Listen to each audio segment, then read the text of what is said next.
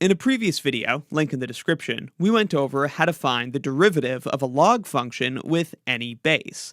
The derivative of log base a of x is 1 over x times ln a. If the input of the logarithm is a function of x, say u, then we use the chain rule, and the derivative of log base a of u is 1 over that input u times ln a times the derivative, u prime. Of course, when using the chain rule, instead of putting the u prime out there, it's a little nicer to just throw it up in the numerator, and so that's how it looks with the chain rule. Now let's use these rules to find the derivatives of these 5 logarithm functions. Most of them use the chain rule, but the first one does not. Beginning with this first example, the derivative of log base 5 of x. We just apply this formula. It's going to be 1 over x times the natural log of 5. So it's 1 divided by the input times the natural log of the base. The base was 5, so natural log of 5.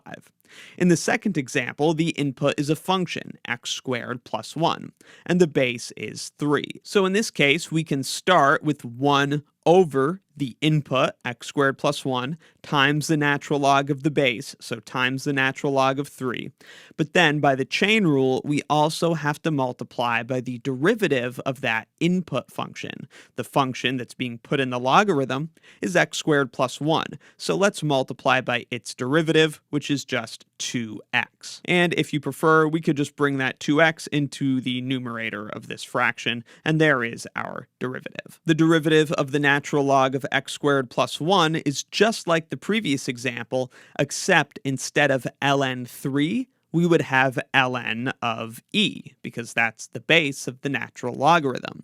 And of course, ln e just cancels out. So it would look like this, but the natural log of e is just 1, so we could just get rid of that, and this would be our final answer. When we're taking the derivative of a natural log of a function, the derivative is just 1 over that inside function, and then multiplied by the inside function's derivative. The ln of the base is just 1 because ln e is 1. In this next example, we have the derivative of log base 10 of 2 plus sine x. Again, we'll be using the chain rule, but we can start with 1 over the input times the natural log of the base. So there we have that, 1 over the input times the natural log of the base, but instead of having 1 in the numerator, we should just put the derivative of the inside function.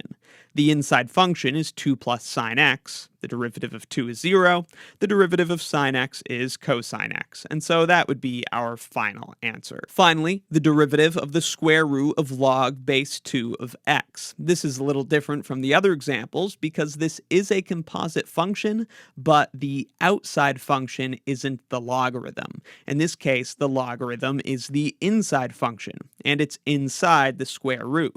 To take this derivative, it may help to rewrite that outside square root as a power of 1/2. Keep in mind we can't apply log rules here to bring the 1/2 out as a factor.